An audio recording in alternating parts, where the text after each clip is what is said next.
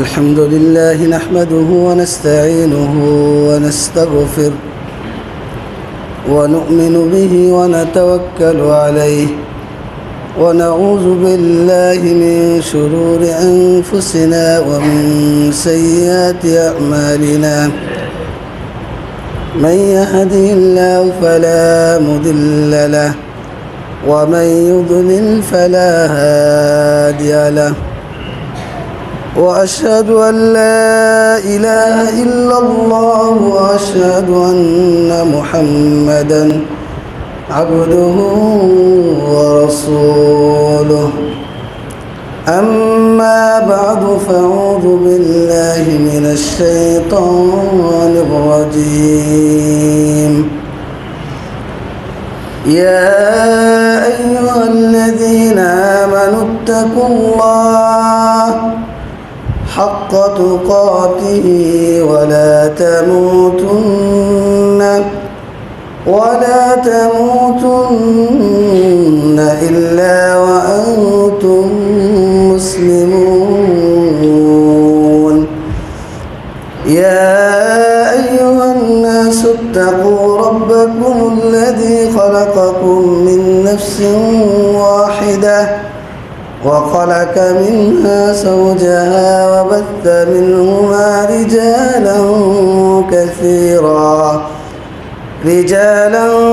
كثيرا ونساء واتقوا الله الذي تساءلون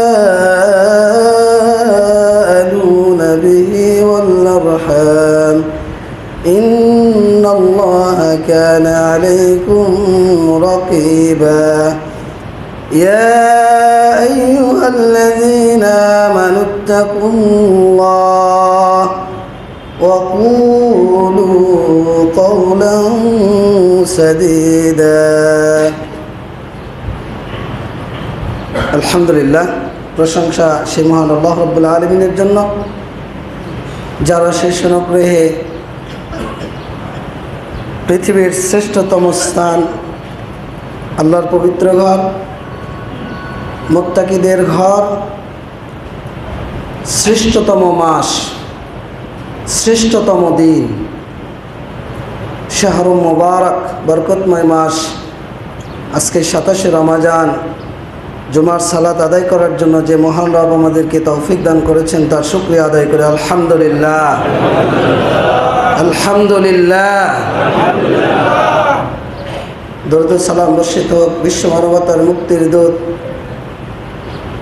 যার আগমনে বিশ্ব থেকে বিদায় নিয়েছিল অন্যায় অত্যাচার জুলুম ব্যভিচার যার আদর্শ বাস্তবায়ন করার জন্য আমাদের এই প্রচেষ্টা মুহাম্মদ রাসূলুল্লাহ সাল্লাল্লাহু আলাইহি ওয়াসাল্লাম। রমজান মাস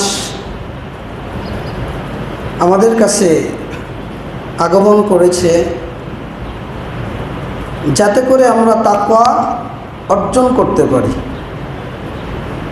রমজান মাস এসেছে যাতে করে আমরা ক্ষমা লাভ করতে পারি, পাপ মুক্ত হতে পারি,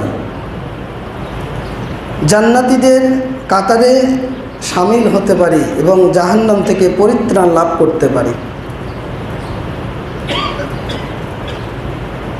আজকে 27শে রমজান, জানি না আমরা কয়জন নিজেকে জাহান্নাম থেকে বাঁচার উপায় তৈরি করতে পেরেছি কিনা, সফলদের অন্তর্ভুক্ত হতে পেরেছি কিনা, নাকি ব্যর্থদের কাতারে নিজেকে শামিল করে নিয়েছি। রাসূলুল্লাহ সাল্লাল্লাহু আলাইহি ওয়াসাল্লাম আপনাকে আমাকে জানিয়ে দিয়েছেন যে রমজান মাসের এমন একটি রাত রয়েছে, লিল্লাহি ফিহি লাইলাতুন খায়রুম মিন আলফি শাহর, যেটা হাজার মাসের চাইতে উত্তম। মান হুরিমা খায়রাহা, যে ব্যক্তি এই মাসের কল্যাণ থেকে, যে ব্যক্তি এই রাতের কল্যাণ থেকে বঞ্চিত হয়, ওই ব্যক্তি বঞ্চিতই হয়। ফাকাত হুরিমাহা। ইবনে মাজার বর্ণনা আসছে যে ব্যক্তি এ রাতের কল্যাণ থেকে বঞ্চিত হলো, সে সমস্ত কল্যাণ থেকে বঞ্চিত হলো। আর বঞ্চিতরা এ রাত থেকে বঞ্চিত হয়। বঞ্চিত মানে যারা রবের ক্ষমা পেতে চায় না, যারা রবের রহমত পেতে চায় না, যারা রবের সন্তুষ্টি পেতে চায় না, যারা রবের জান্নাত পেতে চায় না, যারা জাহান্নাম থেকে মুক্তি পেতে চায় না, মূলত তারাই বঞ্চিত হয়। আপনি আমি নিজেকে সফলদের কাতারে কতটুকু সামিল করতে পেরেছি, না ব্যর্থদের কাতারে পূর্বের ন্যায় আবারও নিজেকে অন্তর্ভুক্ত করেছি, নিজেকে নিয়ে একটু চিন্তা করেন। এই জন্য রাসূলুল্লাহ সাল্লাল্লাহু আলাইহি সাল্লাম শেষ দশকে যতটা প্রচেষ্টা করতেন, মা লা ইস্তাহিদু ফি গায়রিহা, অন্য কোনো সময় তিনি এতটা প্রচেষ্টা করতেন না। ইয়া ইবাদাল্লাহ ইত্তাকুল্লাহ লা তাকনাতু মিন রাহমাতিল্লাহ।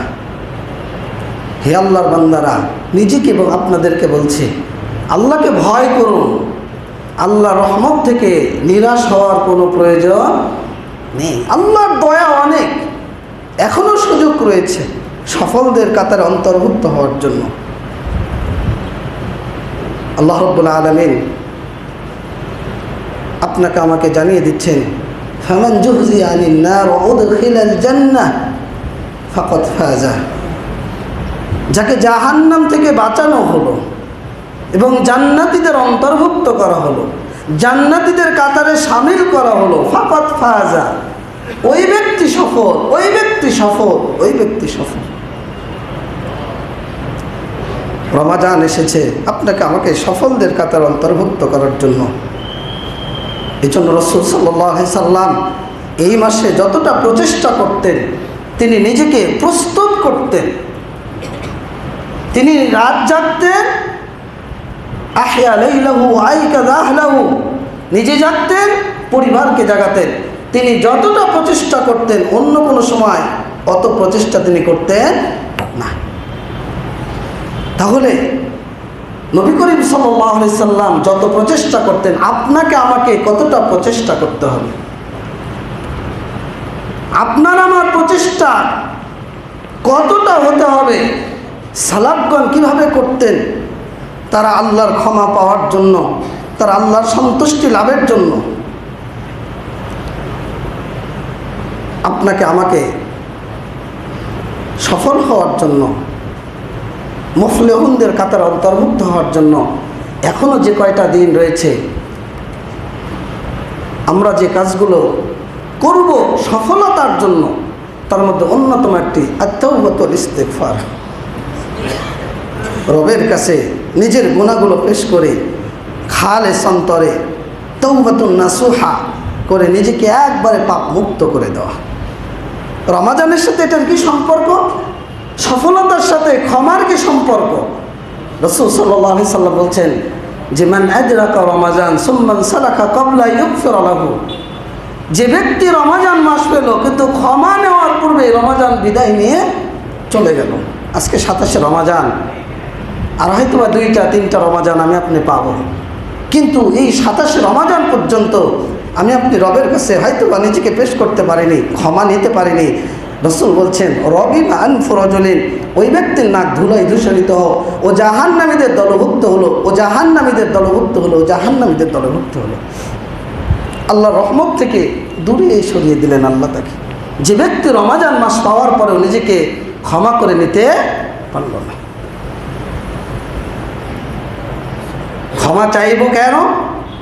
কারা ক্ষমা চাইবে? আল্লাহ রাব্বুল আলামিন আল কোরআনের মধ্যে বহু জায়গায় আপনাকে আমাকে জানিয়ে দিয়েছেন যে ইন্নামাত তাওবাতু আলাল্লাহি লিল্লাযিনা ইয়া'মালুনা আস-সুআ বিজাহালাতি, ভুল করে আপনি অপরাধ করেছেন, অজ্ঞতাবশত, মূর্খতাবশত পাপ করেছেন। আমরা আমাদের জীবনে বহু গুনার সাথে সম্পৃক্ত, চুরি, ডাকাতি, রাহাজানি, চাঁদাবাজি, হত্যা, লুটতারাজ, জেনা, ব্যভিচার, মিথ্যা, প্রতারণা, ঠকবাজি, মিথ্যা, বিভিন্ন রকম অপরাধের সাথে আমরা জড়িত। আমরা ভুল করে করেছি, ভুল করে অপরাধ করে ফেলেছি বা জেনেই করেছি। রবের সামনে যদি আপনি নিজেকে আমাকে যদি পেশ করি, বলেন তো আল্লাহ ক্ষমা করবে না করবেন? রাসূল সাল্লাল্লাহু আলাইহি সাল্লাম বলছেন যে আদম সন্তান ভুল করতে করতে যদি হাত্তা তাবলুগা খতায়াকুমুস সামা, তোমাদের পাপ রাশি যদি আসমান পর্যন্ত পৌঁছে যায়, সুম্মা তুবতুম লা তাবাল্লাহু আলাইকুম, এরপরেও যদি আদম সন্তান আল্লাহর কাছে ক্ষমা চায়, আল্লাহ রাব্বুল আলামিন তোমাদেরকে ক্ষমা করে দেবেন। এজন্য আল্লাহ রাব্বুল আলামিন আপনাকে আমাকে রাতের অপরাধীদের জন্য দিনের বেলা তার হাতকে প্রসারিত করে দেন, দিনের অপরাধীদের জন্য রাতের বেলা তার হাতকে প্রসারিত করে দেন। আপনি যখন অপরাধ করে আল্লাহর কাছে ক্ষমা চান, আল্লাহ এতটাই আনন্দিত হয়। আল্লাহ বলেন যে আমার বান্দা জানে তার একজন রব রয়েছে যিনি ক্ষমা করেন, যিনি তাকে তার অপরাধের জন্য তাকে গ্রাস করেন। আমার বান্দা জানে তার একজন রব রয়েছে, তিনি তাকে ক্ষমা করেন এবং তার অপরাধের জন্য তাকে ধরে ফেলেন, গ্রাস করেন। আর আমি আপনি এটা জেনে যদি আল্লাহর কাছে ক্ষমা চাই, আল্লাহ আপনাকে আমাকে ক্ষমা করে দেবেন। এজন্য আল্লাহ রাব্বুল আলামিন আপনাকে আমাকে ডেকে বলছেন, ইয়া আইয়ুহাল্লাযীনা আমানু তুবু ইলাল্লাহি তাওবাতান নাসুহা, হে ইমানদারগণ তোমরা আল্লাহর কাছে খালিস তওবা করো, একনিষ্ঠ তওবা। জীবনে যে অপরাধ করেছেন ওই অপরাধ কোনোদিন আর করবো না, অনুতপ্ত হওয়া, ফিরে না যাওয়া ওই পাপের রাজ্যে, ওই অপরাধের রাজ্যে, আল্লাহর কাছে বারবার ক্ষমা চাওয়া। কার উপর যদি জুলুম করে থাকে, চড় দিয়েছে, গালি দিয়েছে, অপবাদ দিয়েছে, জমি কেড়ে নিয়েছে, ক্ষমতার বলে জেলের মধ্যে বন্দি করেছেন, তার কাছে গিয়ে যদি আপনি ক্ষমা চান, ভাই আমার ভুল হয়েছে, আমাকে ক্ষমা করে দাও, আল্লাহ রাব্বুল আলামিন আপনার গুনাহগুলো মিটিয়ে দিবেন, আপনার গুনাহগুলো আল্লাহ নেকি দ্বারা পূর্ণ করে দেবেন। আল্লাহ আপনার জন্য আমার জন্য এমন জান্নাত প্রস্তুত করে রেখেছেন যার তলদেশে নহর প্রবাহিত।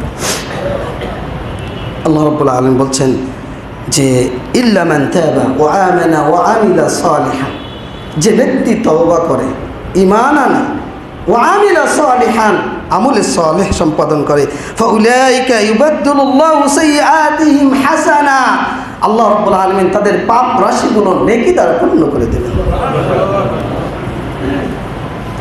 আপনি যদি নিজেকে সফল করতে চান, নিজেকে যদি সফলদের কাতারে অন্তর্ভুক্ত করতে চান, তাহলে আপনাকে বেশি বেশি তওবা এবং ইস্তিগফার করতে হবে।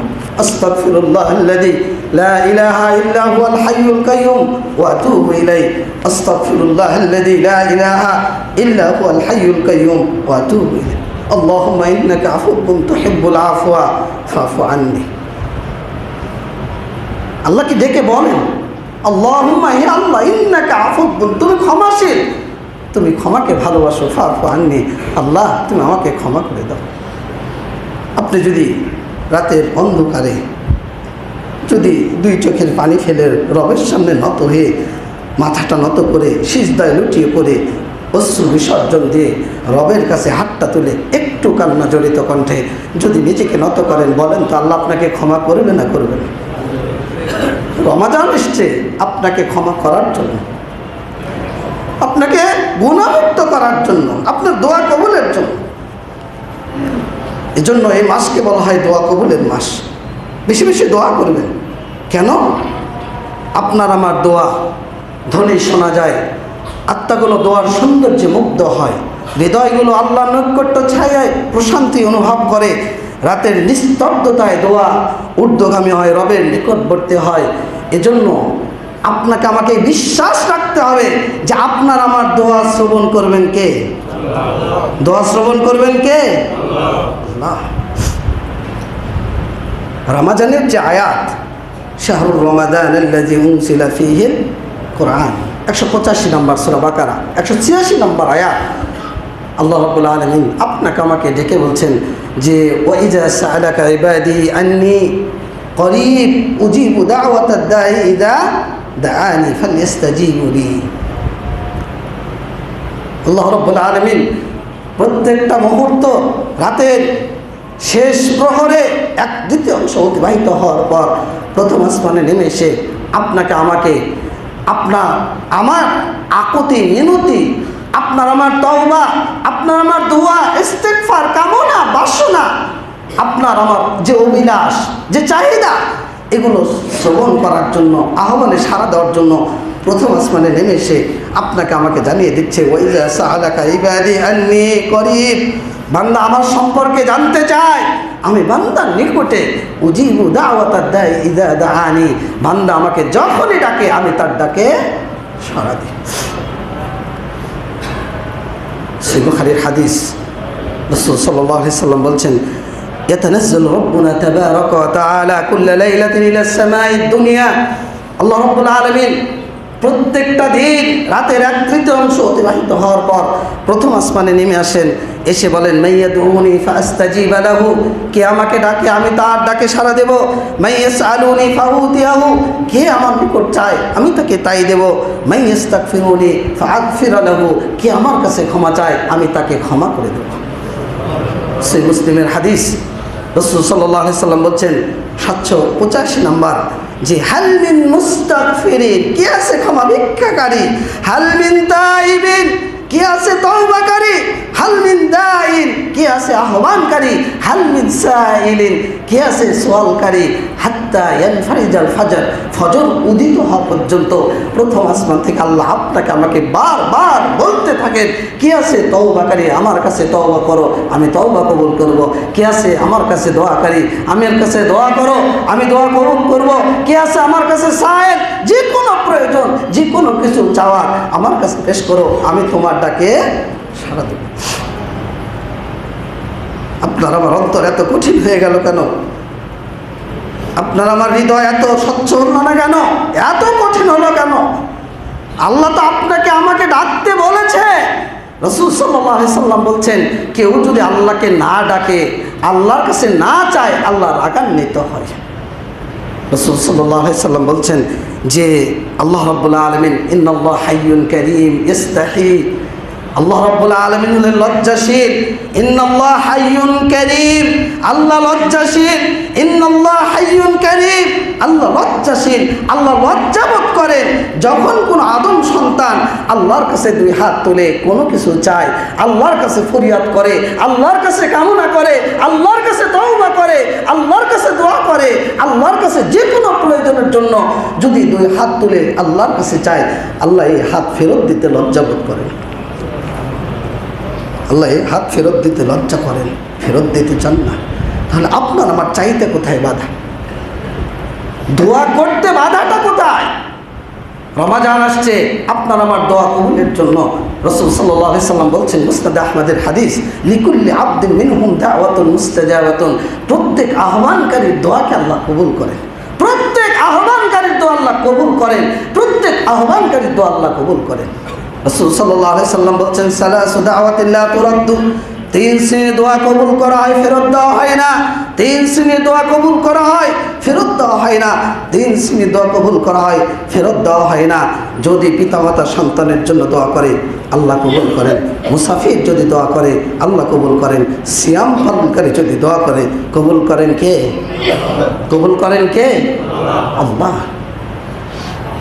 আপনাকে বিশ্বাস রাখতে হবে। আপনি যত বড় অপরাধী হন না কেন, আপনি যত বড় অপরাধী হন না কেন, আপনি যত বড় অপরাধী হন না কেন, আপনি যতই বিপদে থাকেন না কেন, যত মুসিবতে আপনি আক্রান্ত হন না কেন, আপনি যদি নিজেকে রবের সামনে একবারে ওইভাবে পেশ করেন, আপনার আমার রব যেভাবে আপনাকে আমাকে অনুনয় বিনয় বিনম্র হয়ে তার নিকট মাথা নত করার আদেশ দিয়েছেন, আপনি যদি ওইভাবে নত হয়ে চোখে 2 ফোঁটা পানি ফেলে রবকে ডাকেন, রব আপনার আমার ডাকে সাড়া দেবে।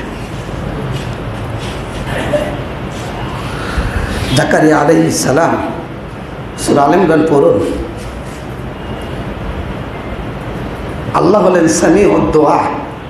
আল্লাহর একটা গুণ, আল্লাহ আপনার আমার দোয়া শ্রবণকারী। জাকারিয়া আলাইহিস সালাম আল্লাহকে ডেকে বললেন, রব্বি হাবলি মিন লাদুনকা যুররিয়াতান তাইয়্যিবাতান, আল্লাহ আমাকে একটা পবিত্র সন্তান দাও। শেষ বয়সে উপনীত হয়েছেন, তাওহীদের দাওয়াত, এই প্রচার প্রসারে অংশগ্রহণ করবে কে? আল্লাহকে ডাকলেন যে আল্লাহ তুমি আমাকে একটা তাইয়্যিব পরহেজগার নেক সন্তান দাও, ইন্নাকা সামিউদ দুআ। আল্লাহ তুমি তো দোয়া শ্রবণকারী। আল্লাহ রাব্বুল আলামিন জাকারিয়া আলাইহিস সালামকে বললেন যে তুমি 3 দিন কথা বলবে না, ইশারা ইঙ্গিতে কথা হবে। 3 দিন পর আল্লাহ রাব্বুল আলামিন সুসংবাদ ইয়াহইয়া আলাইহিস সালামের সুসংবাদ দান করলেন। সুসংবাদ পেয়ে জাকারিয়া আলাইহিস সালাম আল্লাহকে বলছেন, আল্লাহ গো, আমি তো বৃদ্ধ, আমার স্ত্রী তো বন্ধ্যা, কিভাবে সম্ভব? আল্লাহ রাব্বুল আলামিন বললেন যে জাকারিয়া, এটা আল্লাহর কাছে খুবই সহজ। কুন ফায়াকুন, আল্লাহ যদি বলেন যে হও, তাহলে কি হয়ে যায়। ইউনূস আলাইহিস সালাম আল্লাহ রিসালাতের দায়িত্ব দিয়েছে, দাওয়াতি কাজ করছেন, মানুষ গ্রহণ করছে না, অপরাধ, পাপ, শিরক, কুফরের সাথে সম্পৃক্ত। শেষ পর্যন্ত ব্যর্থ হয়ে আল্লাহর গজবের দুঃসংবাদ তাদেরকে প্রদান করলেন যে আল্লাহর গজব তোমাদেরকে ধরে ফেলবে। 3 দিনের মধ্যে তিনি ওখান থেকে চলে গেলেন। এই আযাবের কথা শুনে কিছু মানুষ তওবা ইস্তিগফার করে ওই জায়গা থেকে পলায়ন করল, বাকিগুলোকে আল্লাহ ধ্বংস করে দিলেন। ওই যে যারা তওবা করে ফিরে গিয়েছিল অন্য জায়গায়, তারা প্রত্যাবর্তন করলেন। ইউনূস আলাইহিস সালামও আসলেন, এসে দেখলেন যে অপরিবর্তিত অবস্থা। তিনি আর উপলব্ধি করেননি যে আল্লাহ কিছু সম্প্রদায়কে শেষ করে দিয়েছেন। রাগে ক্ষোভে তিনি ওখান থেকে চলে গেলেন। ওই যে সমুদ্রের ঘটনা, নৌকার মধ্যে নৌকা ডুবে যাচ্ছে, বারবার তিনবার ইউনূস আলাইহিস সালামের নাম উঠে গেল। ইউনূস আলাইহিস সালাম নৌকা থেকে সমুদ্রের মধ্যে ফেলে দেওয়া হলো। বিশাল আকৃতির মাছ এসে তাকে খেয়ে ফেলল। অন্ধকারের মধ্যে অন্ধকার, বিপদগ্রস্ত। আল্লাহকে ডেকে আল্লাহকে বললেন, লা ইলাহা ইল্লা আনতা সুবহানাকা ইন্নী কুনতু মিনাজ জালিমিন। লা ইলাহা ইল্লা আনতা, আল্লাহ গো, তুমি ছাড়া ইবাদতের সত্যিকার মাবুদ নেই। সুবহানাক, তুমি পুত পবিত্র।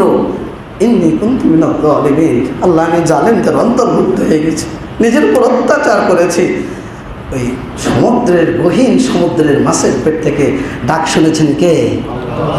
ডাক শুনেছেন কে? হেফাজত করেছেন কে? আল্লাহ। ইব্রাহিম আলাইহিস সালাম আল্লাহ তাওহীদের দাওয়াত দেওয়ার নির্দেশ দিলেন পিতাকে দাওয়াত দিলেন। পিতা গ্রহণ করলো না। সূরা মারিয়াম পড়ুন, 42, 43, 44, 45, 47। قال راغب أنت عن آلهتي يا إبراهيم لئن لم تنتهي لأرجمنك واهجرني مليا। তুমি যদি এই দাওয়াত বন্ধ না করো, এই যে পাথর দিয়ে তোমার মাথাকে আমি চূর্ণ বিচ্ছিন্ন করে দেবো, বের হয়ে যাও। তোমার মতো সন্তানের পরিবারে জায়গা নেই। পরিবার বের করে দিলেন। সূরা আনকাবুত পড়ুন, 16-17 নম্বর আয়াত। সমাজ বের করে দিলেন, রাষ্ট্র তাকে হত্যা করার ষড়যন্ত্র করে বিশাল অগ্নিকুণ্ড তৈরি করে বাতিলের নিকট মাথা নত করেনি। আগুনের মধ্যে যখন নিক্ষিপ্ত হচ্ছে, আল্লাহকে ডেকে বলল, হাসবুনাল্লাহ ওয়া নি'মাল ওয়াকিল। আল্লাহ তুমি কতই না সুন্দর তত্ত্বাবধায়ক, তুমি আমার জন্য যথেষ্ট। শুধু এই বাক্যটা উচ্চারণ করলেন, আসমান থেকে আরশ থেকে নির্দেশ চলে আসলো, ইয়া নারু কুনি বারদাও ওয়া সালামান আলা ইব্রাহিম। হে আগুন, তুমি ইব্রাহিমের জন্য নরম দেখিয়ে দাও, শান্তি দেখিয়ে দাও। রক্ষা করেছিলেন কে? আল্লাহ। আল্লাহ বললেন, ইব্রাহিম এই শহরে থাকার প্রয়োজন নেই, ইরাক শহর ত্যাগ করে তুমি চলে যাও বাবেলে, ফিলিস্তিনে। একজন নবী পরিবার নিয়ে চলে গেলেন, দুর্ভিক্ষ দেখা দিল। ফিলিস্তিন থেকে মিশরে চলে গেলেন। সুন্দরী রমণী স্ত্রী মা সারা ফেরাউন গ্রেফতার করলো, তার মনের লালসা মেটাবে। বিপদগ্রস্ত, দেখেন কত বড় বিপদ। একজন মহিলা সম্রাট, রাষ্ট্রনেতা,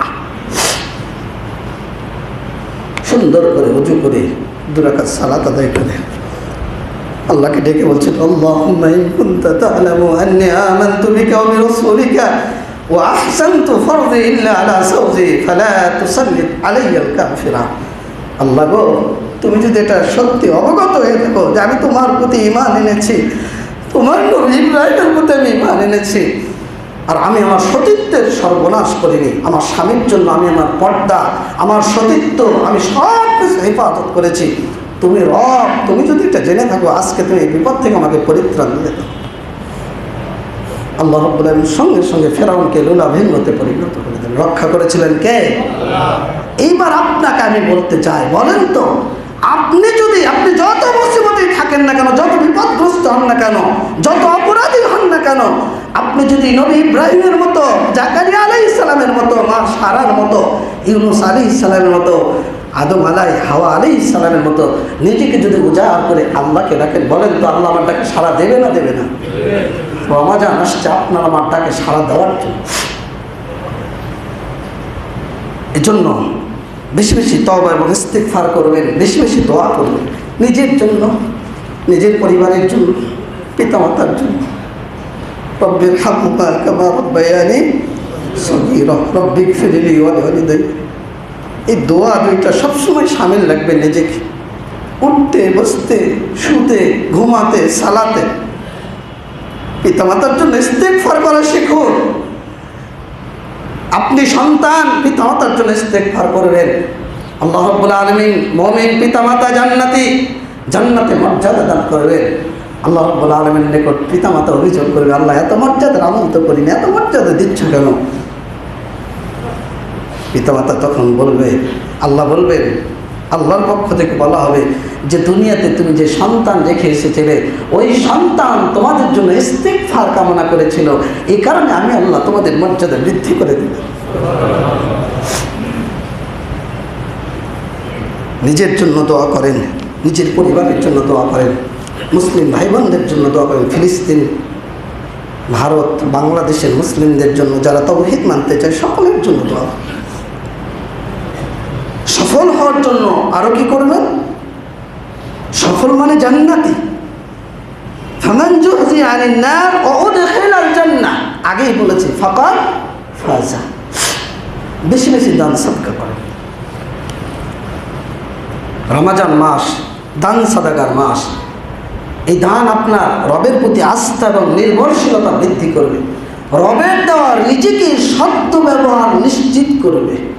ফেরেশতাদের দোয়ায় শামিল হবে, নিজের পাপ ত্রুটি মুক্ত হবে, অপরাধ থেকে মুক্ত হবে, নিজেকে জান্নাতীদের কাতারে শামিল করবেন, জাহান্নাম থেকে মুক্তি লাভ করবেন। রমজানের সাথে দানের কি সম্পর্ক? সফলতার গানে আমি কেন বলছি? সহিহ বুখারীর 6 নম্বর হাদিস, ইবনে আব্বাস রাদিয়াল্লাহু আনহু বলছেন যে কানা রাসূলুল্লাহ সাল্লাল্লাহু আলাইহি সাল্লাম আজওয়াদান নাস, নবী সাল্লাল্লাহু আলাইহি সাল্লাম ছিলেন সবচেয়ে দানশীল ব্যক্তি। আর রমজান মাস আসলে তার দানশীলতা এতটাই বেড়ে যেত, মিন রিহিল মুরসালা, প্রবাহিত বাতাস যত গতিতে যেত তার চাইতে বেশি গতিতে তিনি দান করতেন। রিহিল মুরসালা মানে জানে, আমাদের দেশে কালবৈশাখী ঝড় হয় না, এই ঝড়ের বাতাস, বালু ধুলাবালি আপনার ঘরে ঢোকে না? ঢোকে না? বাতাসটা ঢোকে না? ঢোকে না? এটাকে বলা হয় রিহিল মুরসালা। নবীর দান ছিল এমন, দুই হাতে যা আসতো উজাড় করে মানুষের জন্য দিয়ে দিতেন, নিজের জন্য কিচ্ছু রাখতেন। তার দানশীলতা কেমন জানেন? রাসূল সাল্লাল্লাহু আলাইহি সাল্লামের কাছে একজন মেহমান এসেছে, খেতে দিতে হবে। তো স্ত্রীকে ডেকে বলছেন, ওগো মেহমান এসেছে, মেহমানদারি করতে হবে। পর্দার অন্তর থেকে স্ত্রী বলছে, বাড়িতে পানি ছাড়া কিছুই, পানি ছাড়া কিছুই না। নবী পৃথিবীর শ্রেষ্ঠ মানুষ, শ্রেষ্ঠ মানুষদের শ্রেষ্ঠ মানুষ, শ্রেষ্ঠ নবীদের শ্রেষ্ঠ নবী, যার শাফাত ছাড়া উম্মত মুক্তি পাবে না, যার শাফাত ছাড়া নবী রাসূল মুক্তি পাবে না, যার শাফাত ছাড়া ফুলসিরাত কেউ পার হবে না, যার শাফাত ছাড়া জান্নাতে কেউ প্রবেশ করবে না, যার শাফাত ছাড়া জান্নাতের দরজা খোলা হবে না। জান্নাতে দরজায় গিয়ে ঠক করবেন, ফেরেশতা বলবে, মান আনতা, অনুমতি নেই, কে আপনি? অপর প্রান্ত থেকে বলা হবে, আনা মুহাম্মদ সাল্লাল্লাহু আলাইহি ওয়াসাল্লাম। বলার সঙ্গে সঙ্গে জান্নাতের দরজা খুলে দেওয়া হবে। আল্লাহ রাসূল প্রথম ব্যক্তি যিনি জান্নাতে প্রবেশ করবেন, সেই নবীর বাড়িতে মেহমান এসেছে, বাড়িতে খাবার বলতে কিছু। এটার নাম হলো দানশীলতা। এখন আপনি নিজেকে নিয়ে একটু চিন্তা করেন তো, আপনার ব্যাংক ব্যালেন্স কত, বাড়ি কয়টা, গাড়ি কয়টা, মার্কেট কয়টা, জমি কয়টা, পকেটে কত আছে, আপনি কিভাবে চলছেন একটু নিজেকে নিয়ে আর নবীকে নিয়ে সাহাবীদেরকে নিয়ে চিন্তা করেন। এই দান করলে কি হবে? আপনার সম্পদ বৃদ্ধি হবে, আপনার গুনাহ মুক্ত হবে। আপনার দান আপনার সম্পদকে হ্রাস করে না। দান করলে আল্লাহ আপনাকে ফিরিয়ে দেবেন, পাপ এবং ত্রুটি মুক্ত হবে। ফেরেশতারা প্রত্যেকটা দিন সকালবেলা দুইজন ফেরেশতা যারা দান করে আল্লাহকে বলে, আল্লাহুম্মা আতি মুনফিকান সালাফান, আল্লাহুম্মা, হে আল্লাহ, যারা দান করছে তুমি তাদের দানে বারাকা দান করো, তুমি তাদের সম্পদে বারাকা দান করো, আর যারা কৃপণতা করে আল্লাহ তুমি তাদেরকে ধ্বংস করো। যদি অন্তর কঠিন হয়ে থাকে তাহলে বেশি বেশি দান করেন, মিসকিনকে খাদ্য দান করেন, অসহায় দরিদ্রদের পাশে দাঁড়ান। এতিম যদি থাকে তো এতিমের হাতে এইভাবে হাতটা একটু বুলিয়ে দেন। সাহাবী রাসূলের কাছে এসে অভিযোগ করলো, অন্তরটা অনেক কঠিন হয়ে গেছে। আল্লাহ রাসূল বললেন, ইতআমুত তাআম, ইতআমুল মিসকিন, তুমি মিসকিনকে খাদ্য দান করো, আর যদি এতিম থাকে তো এতিমের মাথায় একটু হাতটা বুলিয়ে দাও। দান এমন একটা জিনিস, রাসূল বলছেন, ইত্তাকুন নার ওয়ালাউ বিশিক্কি তামরা, তোমরা জাহান্নাম থেকে বাঁচো একটি খেজুর দানা হলেও আল্লাহর পথে খরচ করে তোমরা নিজেকে জাহান্নাম থেকে বাঁচাও। এটা হলো নরমাল দান।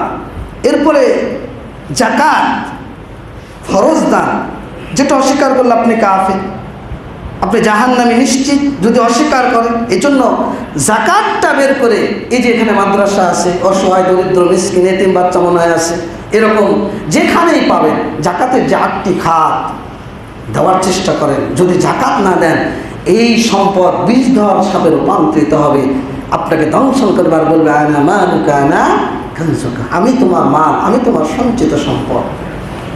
বুলডোজার চেনেন? বুলডোজার, ওই যে ফ্যাসিস্ট খুনি হাসিনার বাড়ি, বাপের বাড়ি যে বুলডোজার দিয়ে ভেঙে দিয়েছে, আপনারা দেখেছেন তো?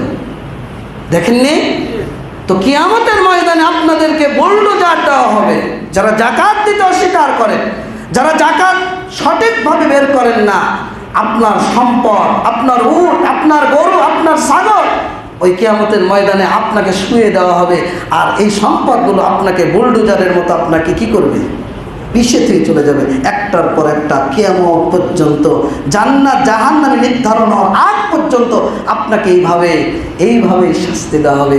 50,000 বছর সমান হবে একটা। এজন্য এই সাদাকার ব্যাপারে নিজেকে পেশ করেন, পকেটে যা আছে আল্লাহর জন্য খরচ করেন, 2 টাকা, 5 টাকা, 10 টাকা। বিশেষ করে একটা আমল বলে আপনাদেরকে, জোড়ায় জোড়ায় দান করবেন। 20 টাকা দান করবেন, 10 টাকা 10 টাকা, 5 টাকা দান করবেন, 2 টাকা 2 টাকা, বা 2 টাকা 3 টাকা, 10 টাকা দান করবেন, 5 টাকা 5 টাকা। রাসূল সাল্লাল্লাহু আলাইহি সাল্লাম বলেছেন, মান আনফাকা যাওজাইন ফি সাবিলিল্লাহ, যে ব্যক্তি আল্লাহর রাস্তায় জোড়ায় জোড়ায় দান করবে, জান্নাতের প্রহরীরা তাদেরকে ডাকবে, ইয়া আব্দুল্লাহ হাযা খায়র, হে আল্লাহর বান্দা এটাই উত্তম। যদি সালাতের ভাগীদার হয় সালাতের দরজা ডাকবে, যদি যাকাতের হকদার হয় যাকাতের দরজা ডাকবে, যদি সিয়ামের হকদার হয় সিয়ামের দরজা ডাকবে, যদি জিহাদের দরজা হয় জিহাদের দরজাটাকে ডাকবে, ইয়া আব্দুল্লাহ হাযা খায়র, তুমি এই দিক দিয়ে জান্নাতে প্রবেশ করো। আবু বকর রাদিয়াল্লাহু আনহু আল্লাহ রাসূলকে বললেন, আল্লাহ রাসূল, এমন কি কেউ রয়েছে যাকে সকল দরজা দিয়ে ডাকা হবে? এমন কি কোনো ব্যক্তি রয়েছে? রাসূল সাল্লাল্লাহু আলাইহি সাল্লাম বলছেন, আবু বকর, আমি আশা পোষণ করি তুমি সেই ব্যক্তি। সুবহানাল্লাহ।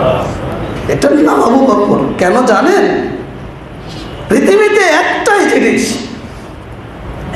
রাসূল সাল্লাল্লাহু আলাইহি সাল্লাম ফজরের সময় সাহাবীদেরকে বলছেন, তোমরা আজকে কে সিয়াম রয়েছে গো? কেউ জবাব দেয় না। আবু বকর রাদিয়াল্লাহু আনহু, আল্লাহ রাসূল, আমি। আল্লাহ রাসূল বললেন, কে আজকে জানাজায় অংশগ্রহণ করেছে? কেউ জবাব দেয় না। আবু বকর রাদিয়াল্লাহু আনহু, আল্লাহ রাসূল, আমি। আল্লাহ রাসূল বললেন, কে আজকে রোগীর সেবা করেছে? কেউ জবাব দেয় না। আল্লাহ রাসূল, আমি। আল্লাহ রাসূল বললেন, আজকে কে মিসকিনকে খাদ্য দান করেছে? আল্লাহ রাসূল, আমি। রাসূল সাল্লাল্লাহু আলাইহি ওয়াসাল্লাম বলছেন, যে ব্যক্তির মধ্যে এই বৈশিষ্ট্য একত্রিত, এই ব্যক্তি জান্নাতি ও জান্নাতি ও জান্নাতি। এটার নাম আবু বকর। হুনাইনের যুদ্ধে আল্লাহ রাসূল বললেন, মান জাহাজা জাইশান ফালাহুল জান্নাহ, যে ব্যক্তি আজকে যুদ্ধের রসদ তৈরি করে তার জন্য জান্নাত। আবু বকর যত যা ছিল সব নিয়ে এসে রাসূলের কাছে পেশ করছেন। আল্লাহ রাসূল প্রশ্ন করলেন, আবু বকর তুই বাড়িতে কি রেখে এসেছো? আবু বকর বলছেন, আমি আল্লাহ এবং তার রাসূলকে রেখে এসেছি। এজন্য সফল হওয়ার জন্য সাদাকা করেন বেশি বেশি। এরপর তেলাওয়াতুল কোরআন, কোরআন তেলাওয়াত। রমজান মাস কোরআন তেলাওয়াতের মাস, কোরআন নাজিলের মাস। এতে কোরআন তেলাওয়াতের এমন স্বাদ রয়েছে যা হৃদয়কে আনন্দ ও উৎসাহে সজীব করে তোলে। এতে এমন মিষ্টতা রয়েছে যা আত্মাকে নৈকট্য লাভে অনুপ্রাণিত করে। এর আয়াত অন্তরকে আলোকিত করে, শব্দমালা মনকে আনন্দে উদ্বেলিত করে। তেলাওয়াতের সুর হৃদয়কে ভালোবাসায় শিখতে এবং কোমল করে। এজন্য রমাজানকে আপনার করতে হবে কোরআন রমাজান। শুধু রমাজান নয়, রমাজানের বাহিরেও কোরআন ছাড়া আপনার চলার কোনো পথ নেই, চলার কোনো গতি নেই। কোরআন ছাড়া আপনার জীবন ব্যর্থ ব্যর্থ ব্যর্থ। কোরআনকে আপনি কেন গ্রহণ করবেন? এটা কালামুল্লাহ, এটা ফুরকান, এটা তিবিয়ানুন লিকুল্লি শাইইন। এটা আপনার জন্য আমার জন্য নূর, আলো। এটা আপনার জন্য আমার জন্য হিদায়াত। এটা আপনার আমার চলার পথ। এটা আপনার জন্য আমার জন্য পূর্ববর্তী কিতাবের সত্যায়নকারী। এটা আপনার জন্য এমন নূর যে নূরে আপনাকে আমাকে সিরাতে মুস্তাকিমে পরিচালিত করে। আল্লাহ রাব্বুল আলামিন বলছেন, ক্বাদ জাআকুম মিনাল্লাহি নূরুন ওয়া কিতাবুম মুবিন। আল্লাহর পক্ষ থেকে যে আলো, যে আলো তোমাদেরকে ইয়াহদি বিহিল্লাহু মান ইত্তাবা রিজওয়ানাহু সুবুলাস সালাম, যারা রবের সন্তুষ্টি কামনা করে তাদেরকে সরল সঠিক পথে কি করে? পরিচালিত। এজন্য আপনাকে কোরআন তেলাওয়াত করতে। কোরআন তেলাওয়াত করলে কি হবে আপনারা জানেন। দুইটা হাদিস আপনাদেরকে বলি। যদি আপনি কোরআনকে অবমূল্যায়ন করেন, কোরআন পড়তে না জানেন, বাড়ি ধারার আজকে আহলাদি জামে মসজিদের মুসল্লিদেরকে বলে যেতে চাই, নারী এবং পুরুষ, শিশু থেকে শুরু করে সর্বোচ্চ বৃদ্ধ পর্যন্ত আপনি যদি কোরআন না জানেন, কোরআন পড়তে না পারেন, আজ থেকে সিদ্ধান্ত নিতে হবে আপনাকে যে যে কোনো মূল্যে আমি কোরআন আমাকে শিখতে হবে, পড়তে হবে। আল্লাহ রাসূল বলছেন, কবরে আমরা জানি 3টি প্রশ্ন, জি না 4টি প্রশ্ন। চতুর্থ প্রশ্নের জবাব জানলে 3টি প্রশ্নের জবাব দিতে পারবেন। মান রব্বুকা, মা দীনুকা, মান নবিয়ুকা। যখন আপনি উত্তর দেবেন তার মানে চতুর্থ উত্তর আপনি জানেন। আপনাকে বলা হবে ওমা ইউদরিকা, কিভাবে জানলে তুমি? ওই ব্যক্তি বলবে, কারাতু কিতাব আল্লাহ, আল্লাহর কিতাব পড়েছি, ফাআমানতু বি, ঈমান এনেছি, ও সাদ্দাকতু, সত্যায়ন করেছি। বলার সঙ্গে সঙ্গে আরশ থেকে আল্লাহ বললেন, ক্বাদ সাদাকা আবদি, আমার বান্দা সত্য বলেছে। ওর বিছানাটা জান্নাতের বিছানা রূপান্তরিত করে দাও, ওর পোশাকটা জান্নাতের পোশাক রূপান্তরিত করে দাও। আর একটা হাদিস, আল্লাহ রাসূল যখন মেরাজে গেলেন তো 4 শ্রেণী মানুষের জাহান্নামীদের আযাব লক্ষ্য করেছিলেন। সূদখোর, জেনাকারী নারী মহিলা, মিথ্যুক। আর এক শ্রেণী মাথাকে উবুর করে মাথাকে চূর্ণ বিচ্ছিন্ন করে দেওয়া হচ্ছে। আল্লাহ রাসূল প্রশ্ন করলেন, এরা কারা? এই ব্যক্তি কারা? এদেরকে এভাবে শাস্তি দেওয়া হচ্ছে কেন? তখন রাসূল সাল্লাল্লাহু আলাইহি সাল্লামকে বলা হলো যে, ফারাজুলুন আল্লামাহুল্লাহুল কুরআন ফানামা আনহু বিল-লাইল ওয়া লাম ইয়ামাল ফীহি বিন-নাহার।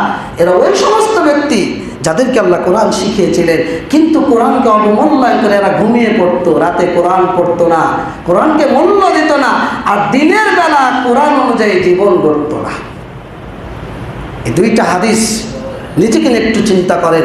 যদি আপনি কোরআন পড়তে না জানেন, কোরআন না পড়ে, কোরআন অনুযায়ী জীবন না করেন, আপনি ব্যর্থ, আপনি ব্যর্থ, আপনি ব্যর্থ, আপনি ব্যর্থ। এই জীবনের কোনো মূল্য নেই। চার আনা পয়সার মূল্য, 4 আনা পয়সার মূল্য। যতই আপনার সম্পদ থাক, যতই আপনার অনেক কিছু থাক, বাড়ি থাক, গাড়ি থাক, জমি থাক, বউ থাক, বাচ্চা থাক, স্বামী থাক, যেই থাক না কেন, আপনার জীবন ব্যর্থ জীবন, ব্যর্থ জীবন, ব্যর্থ জীবন। যদি আপনি কোরআন পড়তে না জানেন, যদি আপনি কোরআন না জানেন, কোরআন না শেখেন, কোরআন অনুযায়ী আমল না করেন। হাদিসটি সহিহ বুখারীর 1386 নম্বর। এই জন্য রমজান মাস আসলে সালাফগণ কোরআনকে এমনভাবে গ্রহণ করতেন, সালাফগণ কেউ 90 বার খতম করতেন। ইমাম আবু হানিফা, ইমাম শাফি 60 বার কোরআন খতম করতেন। ইমাম মালিক এত বড় বিদ্বান, হাদিসের দাস বন্ধ করে শুধু কোরআন নিয়ে পড়ে থাকতেন। সুবহান। আমি আপনাদের কাছে দোয়া চাই অন্তর থেকে। আমার দীর্ঘদিনের একটা গবেষণা, আল কোরআনকে বোঝার জন্য একটা বই রমাজানে বের হয়েছে, আলহামদুলিল্লাহ। আল কোরআনের অলৌকিক মাহাত্ম্য। মূলত কোরআনকে বোঝার জন্য। কোরআনটা আসলে কি? কোরআন শুধু তেলাওয়াত আর নকশা বক্সার জিনিস নয়, এটা যে আমাদের সার্বিক জীবন ব্যবস্থা। আলহামদুলিল্লাহ আমরা এই বিষয়গুলো তুলে ধরার চেষ্টা করেছি। আপনাদের কাছে দোয়া চাই অন্তর থেকে যে আল্লাহ যেন আমার এই খেদমতটা কবুল করেন। বাংলাদেশের ঘরে ঘরে, বাঙালিদের ঘরে ঘরে আল্লাহ যেন এই বইটা পৌঁছে দেওয়ার ব্যবস্থা করেন। আপনারাও কিনবেন, 5টা 10টা কিনে মসজিদ মাদ্রাসায় মুক্তমুখে পৌঁছে দেওয়ার ব্যবস্থা করুন। অন্তর থেকে খাসভাবে একটু দোয়া চাই নিজের জন্য, আল্লাহ যেন আমাকে জান্নাতের মাধ্যম করে দেয়। কিছু বই নিয়ে আসছি, আপনারা যাওয়ার সময় কিনে নিয়ে যাওয়ার চেষ্টা করবেন। কোরআনকে যদি আমরা আঁকড়ে না ধরি আমাদের বাঁচার কোনো পথ নেই। এই কোরআন আপনাকে অপমানিত করবে, এই কোরআন আপনাকে সম্মানিত করবে, এই কোরআন আপনাকে লাঞ্ছিত করবে, এই কোরআন আপনাকে জান্নাতে দেবে, এই কোরআন আপনাকে জাহান্নামে পৌঁছে দেবে। এজন্য আল্লাহর রহমত থেকে নিরাশ হবেন না। ইয়া ইবাদাল্লাহ ইত্তাকুল্লাহ লা তাকনাতু মিন রাহমাতিল্লাহ। হে আল্লাহর বান্দারা, আল্লাহকে ভয় করুন, তাকওয়া অবলম্বন করুন, আল্লাহর রহমত থেকে নিরাশ হবেন না। আল্লাহ বলছেন কুল ইয়া ইবাদিয়াল্লাযীনা আসরাফু আলা আনফুসিহিম লা তাকনাতু মিন রাহমাতিল্লাহ। হে নবী, আপনি আমার বান্দাদেরকে বলে দিন, যারা নিজের উপর জুলুম করেছো, অত্যাচার করেছো, জেনা ব্যভিচার করেছো, রাহাজানি করেছো, হত্যা করেছো, লুটতরাজ করেছো, পাপাচারে লিপ্ত হয়েছো, সালাত পড়নি, যারাই নিজের উপর যেভাবে হোক জুলুম করেছে, আল্লাহর বিধান মানেনি, নিজের উপর অত্যাচার করেছে, আল্লাহ আপনাকে আমাকে ডাক দিয়ে বলছেন লা তাকনাতু মিন রাহমাতিল্লাহ, তুমি আল্লাহর রহমত থেকে নিরাশ হয়ো না। ইন্নাল্লাহা ইয়াগফিরুদ যুনুবা জামিআ। আল্লাহ রাব্বুল আলামিন আপনার সব গুনাহ ক্ষমাকারী, সব গুনাহ ক্ষমা করবেন। ইন্নাহু হুয়াল গফুরুর রহিম। আল্লাহ হলেন ক্ষমাশীল, আল্লাহ হলেন দয়াবান। আপনাকে আমাকে জান্নাতের দিকে ধাবিত হতে হবে দ্রুত গতিতে। আপনাকে আমাকে আল্লাহর ক্ষমার দিকে দ্রুত গতিতে ধাবিত হতে হবে। আল্লাহ আপনাকে আমাকে ডাক দিয়ে বলছেন ওয়াসারিউ ইলা মাগফিরাতিন মির রাব্বিকুম ওয়া জান্নাতিন আরদুহাস সামাওয়াতু ওয়াল আরদ উইদ্দাত লিল মুত্তাকিন। তোমরা আল্লাহর ক্ষমা এবং জান্নাতের দিকে দ্রুত গতিতে ধাবিত হও। আল্লাহ জান্নাতকে মুত্তাকিদের জন্য প্রস্তুত করে রেখেছেন। যারা রবের ভয়ে ক্ষমার দিকে ধাবিত হয়, যারা রবের ভয়ে জান্নাতের দিকে ধাবিত হয়, জান্নাত তো তাদের জন্যই। وأما من خاف مقام ربه ونهى النفس عن الهوى فإن الجنة هي المأوى। যে ব্যক্তি প্রবৃত্তির অনুসরণ না করে প্রবৃত্তির চাহিদাকে দমন করে আল্লাহর সামনে দণ্ডায়মান হওয়ার ভয়ে, তার থাকার জায়গা কোথায়? বলেন কোথায়? আমাদেরকে রবের সামনে দাঁড়াতে হবে না? হবে না? বলেন হবে না? হবে না? তাহলে কি আপনি রবের ক্ষমার দিকে যাবেন না? আপনি কি সফলতার অন্তর্ভুক্ত হবেন না? আপনাকে সফল হওয়ার জন্য আরও যে কাজগুলো করতে হবে, বেশি বেশি রুকু করেন, বেশি বেশি সিজদা করেন, বেশি বেশি ইবাদত করেন, কল্যাণের কাজ করেন, আল্লাহর জন্য সিজদা দেন। আমরা যখন সিজদা দেই তখন শয়তান কান্না করতে করতে পলায়ন করে। কেন জানেন?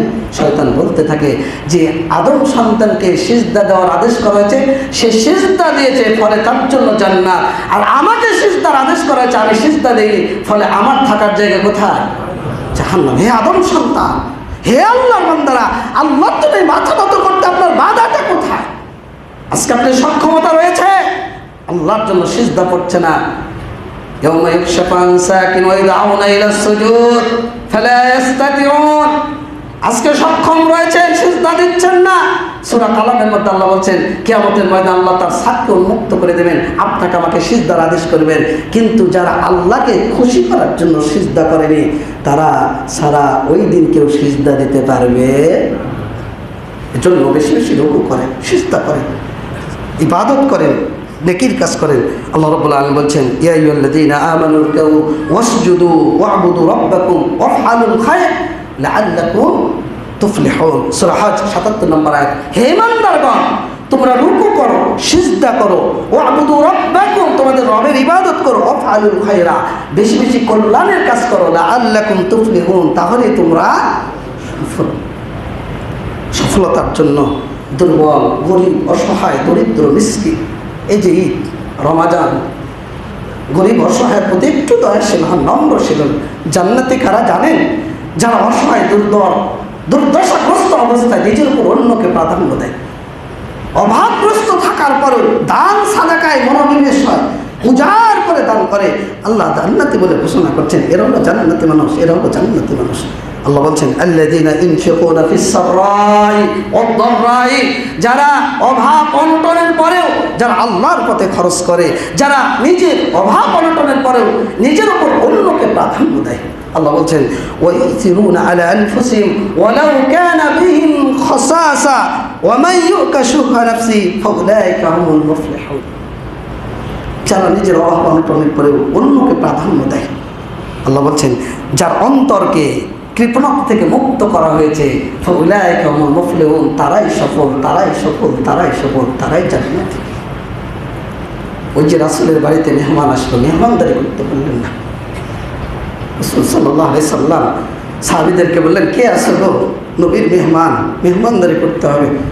আবু তালহা রাদিয়াল্লাহু আনহু তিনি রাজি হলেন, মেহমানকে নিয়ে গেলেন। বাড়িতে নিয়ে গিয়ে স্ত্রীকে বলছেন, ওগো নবীর মেহমান, মেহমানদারি করতে হবে, কি আছে?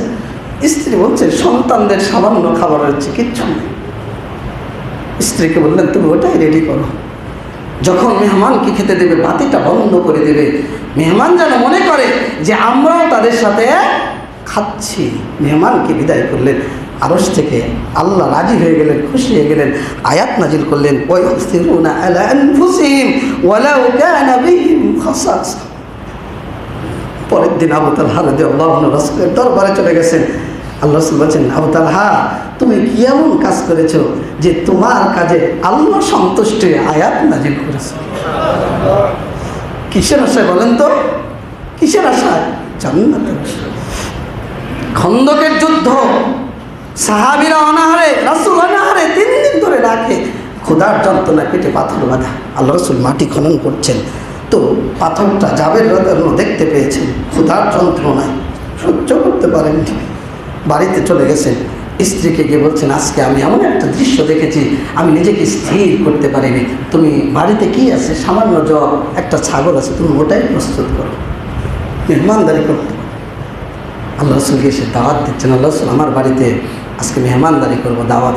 আল্লাহ রাসূল আনন্দিত হয়ে সাহাবীদেরকে বলছেন, ওগো শোনো, আজকে জাবেরের বাড়িতে দাওয়াত। জাবের চিন্তিত হয়ে পড়লেন যে এত মানুষ কিভাবে সম্ভব? বরকত দিয়েছেন কে? বরকত দিয়েছেন কে? আল্লাহ।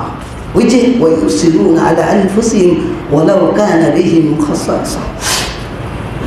আজকে আপনার অন্তর এত কঠিন হয়ে গেছে কেন? রবের সামনে নিজেকে নত করেন, শেষ প্রহরে মাথা নত করেন, 2 হাত প্রসারিত করেন, চোখের পানি একটু অশ্রু ফেলে রবকে দেখেন।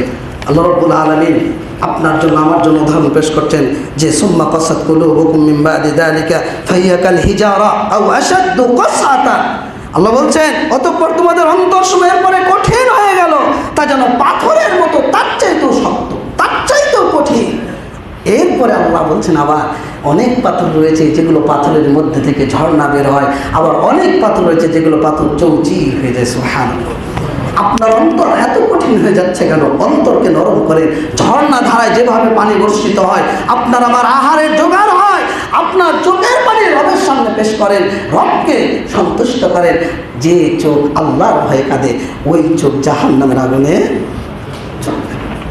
কিন্তু খাশিয়াতিল্লাহ, যে চোখ আল্লাহর ভয়ে কাঁদে। আজকে আপনাকে আমি আবু দাহদার মতো হতে বলবো, আজকে আপনাকে আমি নিজেকে মাইজ ইবনে মালিকের মতো হতে বলবো। আজকে 2-3টা হাদিস বলে আজকের আলোচনা শেষ। দেখেন রবের কাছে ফিরে যেতে হয় কিভাবে। মাইজ ইবনে মালিক জেনা করেছেন, পৃথিবীর কোনো মানুষ জানে না। মাইজ ইবনে মালিক জেনা করেছেন, পৃথিবীর কোনো মানুষ জানে না। নবীর কাছে এসে বলছে, ইয়া রাসূলুল্লাহ তাহহিনি, আল্লাহ রাসূল আমাকে পবিত্র করুন। আল্লাহ রাসূল বললেন, ইরজি ফাস্তাগফিরুল্লাহ ওয়া তুব ইলাইহি, তুমি ফিরে যাও, তওবা করো, ইস্তিগফার করো। মাইজ ইবনে মালিক কিছু যাওয়ার পর আবার ফিরে আসছেন রাসূলের কাছে, তাহহিনি ইয়া রাসূলুল্লাহ, আল্লাহ রাসূল আমাকে পবিত্র করুন। আল্লাহ রাসূল আবার ফিরিয়ে দিলেন, ওই হাক আস্তাগফিরুল্লাহ ওয়া তুব ইলাইহি, ফিরে যাও, তওবা করো, ইস্তিগফার করো। মাইজ ইবনে মালিক দুটো আবার ফিরে আসছেন, 1 বার নয়, 2 বার নয়, 3 বার নয়, 4 বার। রাসূল বললেন, আবিহি জুনুন আশরিবাল খামার, সে কি পাগল নাকি মদ পান করেছে? সাহাবীরা বললেন, আল্লাহ রাসূল সে পাগলও নয়, মদ পান করেনি। রাসূল সাল্লাল্লাহু আলাইহি ওয়াসাল্লাম বলছেন, মায়েজ বলো তোমাকে কিসে থেকে পবিত্র করব? আল্লাহ রাসূল আমি জেনা করেছি, আমাকে জেনা থেকে পবিত্র করো। মাইজ ইবনে মালিক জানেন যে জীবন্ত মানুষ বুক পর্যন্ত মাটির মধ্যে পুঁতে পাথর মেরে হত্যা করা হবে, এটা জানার পরেও মাইজ ইবনে মালিক বারবার রাসূলের কাছে এসে রজম করার জন্য, পবিত্র হওয়ার জন্য আকুতি করছেন। কেন? তিনি পাপমুক্ত হয়ে রবের সামনে দাঁড়াবেন। এই সাল্লাল্লাহু আলাইহি ওয়াসাল্লাম সাহাবীদেরকে বললেন, তোমরা ওকে পাথর মেরে হত্যা করো। পাথর মেরে হত্যা করা হলো। রাসূল বলছেন, ইস্তাগফিরু লিমাইজ ইবনে মালিক, তোমরা মাইজ ইবনে মালিকের জন্য ইস্তিগফার কামনা করো। লাকাদ তাবা তাওবাতান লাউ কুসিমাত বাইনা উম্মাতিন লাওয়াসিতহুম, সে এমন তওবা করেছে, যদি তার তওবাকে আমার উম্মতের মধ্যে বন্টন করে দেওয়া হয় তাহলে যথেষ্ট হয়ে যাবে। একজনের তওবা গোটা উম্মতের জন্য যথেষ্ট। আজকের আলোচনা শেষ হাদিস। আপনাকে বলবো, সাহাবীদের আখলাক মানহাজ ধরার চেষ্টা করেন। রাসূল সাল্লাল্লাহু আলাইহি সাল্লামের যুগে শুধু জান্নাতের আশা তারা কিচ্ছু মনে করতেন না, দুনিয়াকে দুনিয়া মনে করতেন না, সম্পদকে সম্পদ মনে করতেন না। ইতিম বাচ্চা, মুসনাদ আহমদের হাদিস, ইতিম বাচ্চার খেজুরের বাগান, তো বাগানে প্রাচীর দেবেন, একটা খেজুরের গাছ বেঁধে গেল পার্শ্ববর্তী মালিকে, তো চাচাকে গিয়ে বলছে, চাচা ওই খেজুরের গাছটা আমাকে দিয়ে দেন, আমি প্রাচীর দেব। মালিক দিতে অস্বীকৃতি জ্ঞাপন করলো। আল্লাহ রাসূলের কাছে অভিযোগ করলেন, আল্লাহ রাসূল আপনি গাছটা একটু দেওয়ার ব্যবস্থা করে দেন না। আল্লাহ রাসূল মালিককে ডেকে বললেন, তুমি গাছটা এতিম বালককে দিয়ে দাও। মালিক অস্বীকৃতি জ্ঞাপন করলো। আল্লাহ রাসূল সাহাবীদেরকে বললেন, তোমরা কে আসো? জান্নাতে একটা খেজুর গাছের বিনিময়ে তোমরা এতিম বালকের এই গাছের ব্যবস্থা করে দেবে। আবু দাহদা রাদিয়াল্লাহু আনহু আল্লাহ রাসূলের ওই যে জান্নাতে একটা খেজুর গাছ, এই আশায় তিনি চলে গেলেন ওই মালিকের কাছে। মালিককে গিয়ে বলছেন, বিশাল খেজুরের বাগান আবু দাহদা, মদিনার সবচাইতে দামি খেজুর, সবচাইতে সুমিষ্ট পানি। আল্লাহ রাসূল নিজে যান, সাহাবীরা ওই খেজুর খান, পানি পান করেন, বিশাল প্রাসাদ পরিবার নিয়ে থাকেন। তো মালিককে গিয়ে বলছেন, তুমি একটা গাছ আমাকে দিয়ে দাও, আমার পুরো বাগান প্রাসাদটা তুমি নিয়ে নাও। মালিক রাজি হয়ে গেলেন। একটা গাছ রাসূলের কাছে এসে বলছেন, আল্লাহ রাসূল আপনি এতিম বালককে গাছটা দিয়ে দেন। বলার সঙ্গে সঙ্গে আল্লাহ রাসূল বলছেন, কাম মিন আযকিন রাদাহি লিআবি দাহদা ফিল জান্নাহ, আল্লাহ জান্নাতে আবু দাহদার জন্য যে কত থোকা থোকা খেজুরের ব্যবস্থা করবেন, আল্লাহ জান্নাতে আবু দাহদার জন্য কত যে থোকা থোকা খেজুরের ব্যবস্থা করবেন, আল্লাহ জান্নাতে আবু দাহদার জন্য কত যে থোকা থোকা খেজুরের ব্যবস্থা করবেন।